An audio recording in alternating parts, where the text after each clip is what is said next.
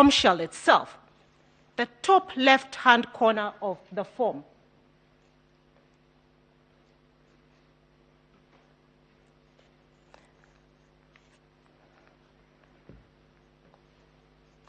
We were told by my colleague, Mr. Gumbo, there were no foreigners in this election.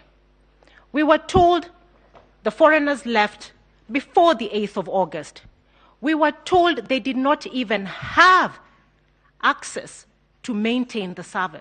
This is on the 9th of August, and at the top left-hand corner there is the name of one of the Venezuelans, Jose Camargo.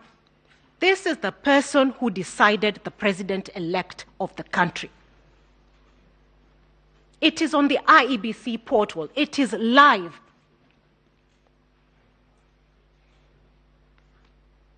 How did that come there?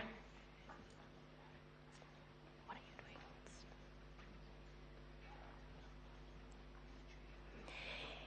This person is the one who was interfering with the forms.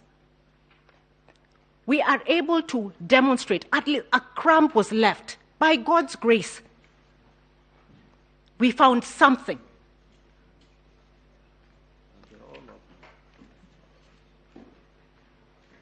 We didn't make this up.